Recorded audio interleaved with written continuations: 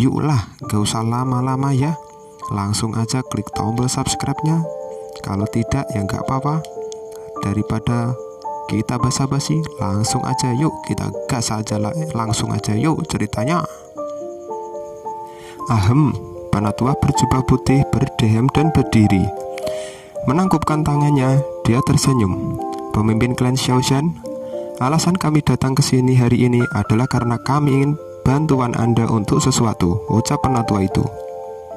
Tentu saja Giye, jika Anda memiliki masalah beritahu saja saya. Jika saya dapat membantu Anda menyelesaikannya, maka saya pasti tidak akan berani mengatakan tidak. Jawab Xiaoshan tidak menolak permintaan itu karena dia tidak tahu apa permintaan itu. Hehehe, pemimpin Xiao, apakah kamu kenal dia? Giye tersenyum ringan dan menunjuk ke gadis di sebelahnya. Maaf, gadis ini. Xiaoshan memandangi gadis itu dan dengan canggung menggelengkan kepalanya. Ketika Nalan Yanran menjadi murid Yun Yun, dia berusia 8 tahun. Setelah belajar di fraksi Mystic Cloud selama 5 tahun, dia telah banyak berubah.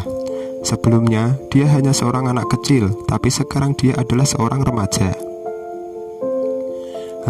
Namanya adalah Nalan Yanran, jawab Giye. Paman Xiao, aku belum datang untuk membayar hormat dalam waktu yang lama. Ini salahku kalau Anda tidak mengenaliku, Nalan Yanran berkata dengan manis. Hehehe, Yanran, aku dengar kamu sudah menjadi murid di bawah Yun Yun. Pada saat itu, aku berpikir bahwa itu adalah hanya rumor yang tidak berdasar. Tapi sekarang aku baru sadar itu benar. Bakat luar biasa apa yang kamu miliki? Xiaoshan memuji.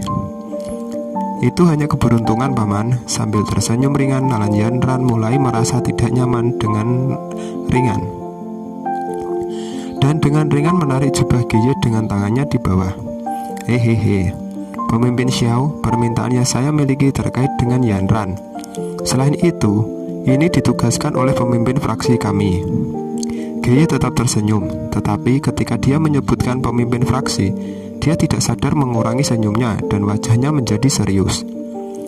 Xiaoshan berhenti tersenyum. Pemimpin fraksi dari Mystic Cloud adalah salah satu orang yang paling penting di seluruh kekaisaran Jiama. Xiaoshan adalah pemimpin klan kecil, tidak akan berani memprovokasi dia. Pikiran yang berkeliaran melintas di pikiran Xiaoshan yang menyebabkan ujung mulutnya berkedut sedikit dan tangannya yang kuat mulai gemetar. Xiaoshan dengan gemetar bertanya, Tuan Giye, tolong katakan padaku apa permintaan fraksi itu. Giye ragu-ragu dan berkata, Pemimpin Xiao, Anda tahu betapa ketatnya aturan di fraksi. Selain itu, pemimpin fraksi memandang Yanran sangatlah tinggi. Pada kenyataannya, pemimpin fraksi mengharapkan Yanran menjadi pemimpin fraksi berikutnya. Namun, karena aturan khusus, pemimpin fraksi di masa depan tidak dapat memiliki hubungan dengan laki-laki lain sebelum mereka menjadi pemimpin fraksi resmi, ucap Giye sambil menjelaskan. Mengambil nafas, Giye melanjutkan.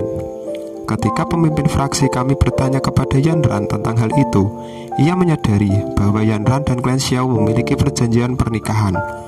Oleh karena itu, pemimpin fraksi meminta pemimpin Xiao untuk membatalkan pernikahan ini, ucap Giye. Tar! Cangkir Gyo di tangan Xiaoshan berubah menjadi kabut halus dalam sekejap. Di aula utama, semua orang terdiam.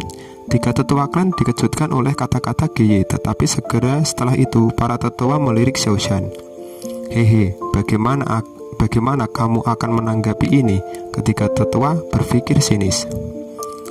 Beberapa anak yang lebih muda tidak tahu tentang perjodohan antara Xiaoyan dan Nalan Yanran. Melihat wajah gelap Xiaoshan, Nalan Yanran menundukkan kepalanya.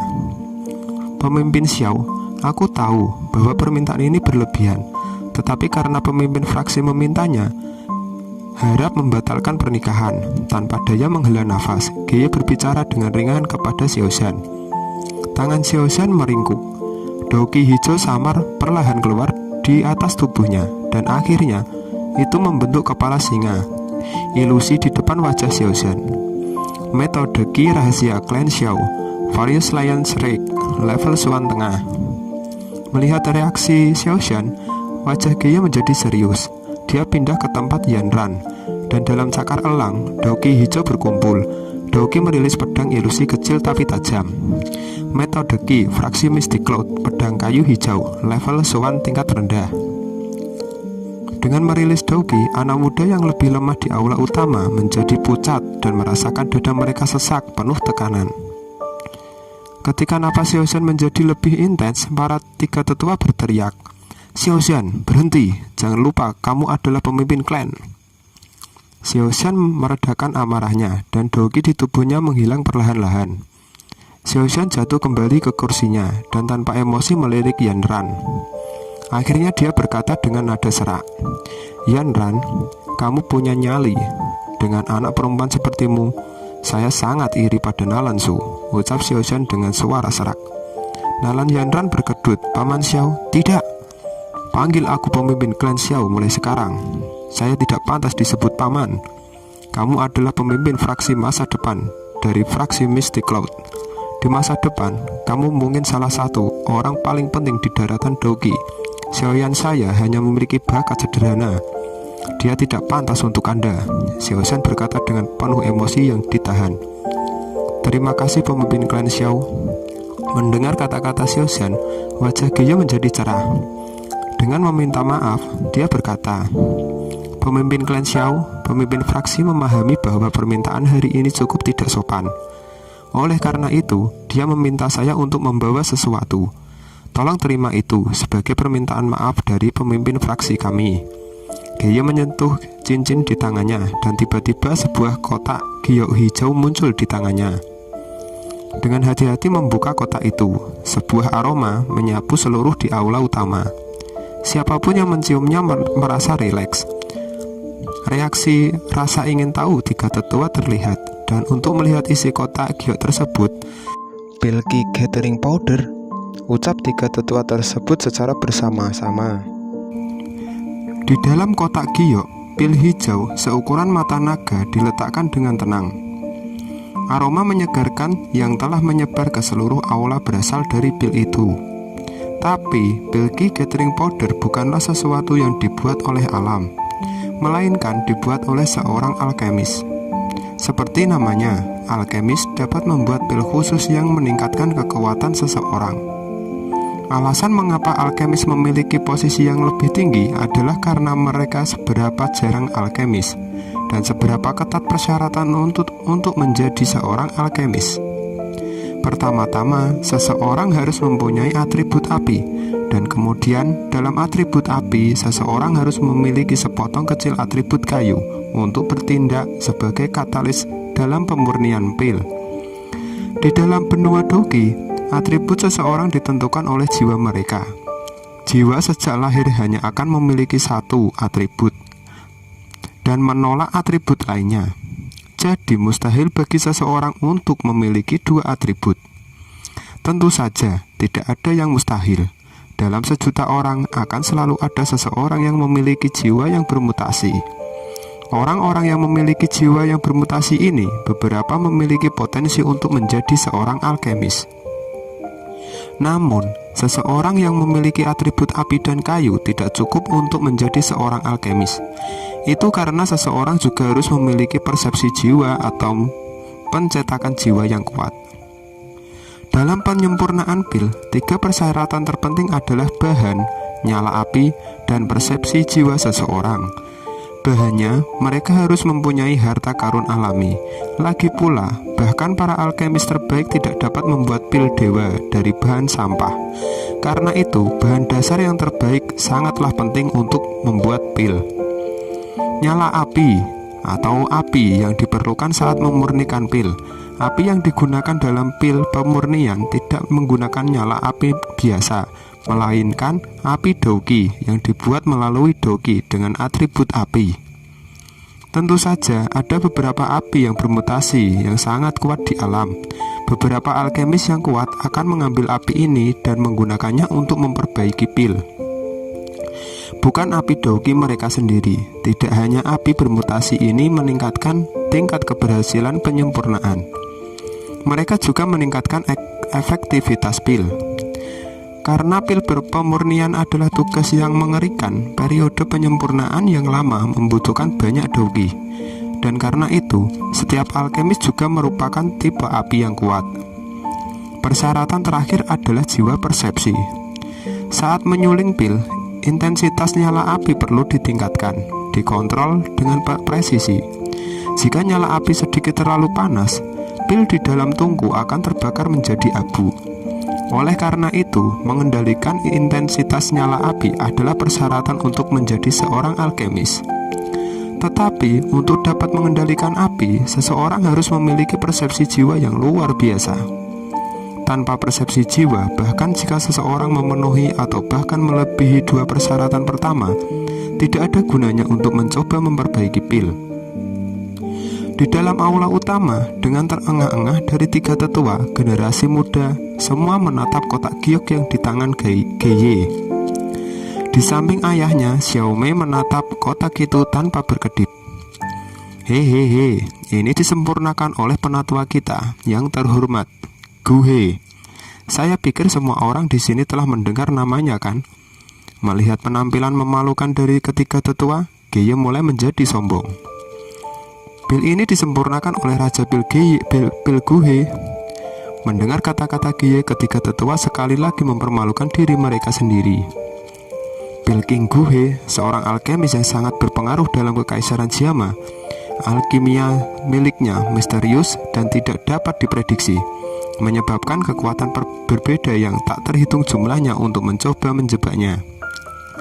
Dia tidak hanya memiliki bakat luar biasa dalam alkimia, kekuatannya sendiri berada pada tingkat Dowang, dan dia adalah satu dari 10 Douze teratas di kekaisaran Xiama.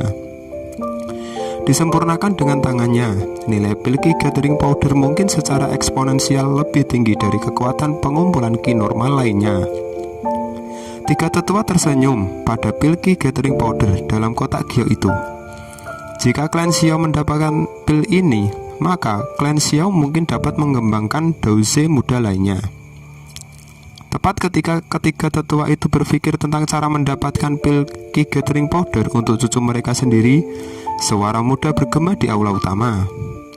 Tuan Geye, akan lebih baik jika Anda menyimpan pil itu. Permintaan Anda, kami mungkin tidak menerimanya.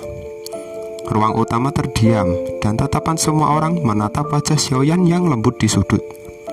Xiaoyan, kau tidak berhak untuk mengatakan sesuatu sekarang. Diam. Salah satu wajah sesepuh menjadi gelap saat dia berteriak kepada Xiaoyan. Xiaoyan, diamlah. Saya tahu bahwa Anda tidak senang dengan hal ini, tetapi kami akan memutuskan apa yang akan terjadi. Seseorang penatua yang cukup tua berkata kepada Xiaoyan. Tiga penatua, jika putra atau cucu Anda melepaskan pernikahan mereka hari ini, apakah kamu masih mengatakan itu? Xiaoyan perlahan berdiri, ujung mulutnya melengkung ke atas karena ejekan. Kamu, mendengar kata-kata Xiaoyan, tiga tetua tidak bisa menemukan cara untuk membantah kata-katanya. Tiga tetua, Xiaoyan Gege tidak salah. Dia adalah korban dari ini, sehingga kalian tidak harus memutuskan untuknya. Suara Sun-Er yang jernih terdengar di seberang aula utama. Mendengar suara gadis itu, arogansi tiga tetua jatuh, dan setelah bertukar pandangan, mereka semua mengangguk dan duduk kembali. Melihat ketika penatua itu mundur, Xiaoyan menoleh ke belakang dan menatap tajam ke arah Sun-Er yang tersenyum. Siapa kamu sebenarnya sehingga bisa membuat tiga tetua takut padamu? Gumam Xiaoyan dalam hati. Menekan kebingungannya, Xiaoyan dengan cepat berjalan dan dengan hormat membungkuk kepada ayahnya. Xiaoyan setelah itu, dia berbalik untuk menghadap Nalan Yanran. Perlahan-lahan dia bertanya, Nona, saya ingin mengajukan pertanyaan. Kunjungan Anda ke sini hari ini untuk melepaskan pernikahan, apakah kakek Nalan memberikan persetujuannya? Tanya Xiaoyan. Berdiri dan menatap Xiaoyan, Nalan Yanran mengatakan, kakek tidak memberikan persetujuannya, tapi ini masalah saya sendiri dan tidak ada hubungannya dengan kakek, jawab Nalan Yanran. Karena kakek belum mengatakan apa-apa, maka saya harap Anda akan memaafkan saya karena tidak menerima permintaan Anda. Pernikahan kita ditetapkan oleh kedua kakek. Dan karena tidak ada dari mereka yang mengatakan untuk melepaskan pernikahan, maka pernikahan ini akan berlanjut. Atau yang lain, orang-orang yang mencoba melepaskan pernikahan akan tidak menghormati leluhur mereka. Saya pikir bahwa di dalam klan tidak ada orang yang akan melakukan hal yang tidak terhormat, ujar Xiaoyan menatap lurus ke ketiga penatua itu. Kamu, setelah ditolak oleh Xiaoyan, Nalan Yanran tidak dapat menemukan argumen untuk membalas. Melihat pria muda itu dengan jijik, dia dengan jengkel mengatakan, dalam kondisi apa kamu akan melepaskan pernikahan? Apakah kompensasiku terlalu sedikit? Baiklah, saya bisa meminta guru saya untuk memberikan Anda 3 pil key gathering powder lagi. Selain itu, jika Anda mau, saya bisa membiarkan Anda bergabung dengan faksi Mystic Cloud dan mempelajari metode pelatihan Doki yang mendalam. Apakah itu cukup? Tawar Nalan Yanran. Di dalam aula utama, generasi muda menelan air liur. Bergabung dengan fraksi awan berkabut, ya, itu impian banyak orang. Setelah mengatakan semua kondisi ini, Nalan Yanran mengangkat dagunya yang seputih salju, seperti seorang putri yang berbicara kepada para pelayannya. Dia menunggu tanggapan Xiaoyan dan tahu bahwa kondisi ini cukup untuk membuat pemuda manapun menjadi bimbang. Sampai di sini kita lanjutkan pada chapter selanjutnya ya.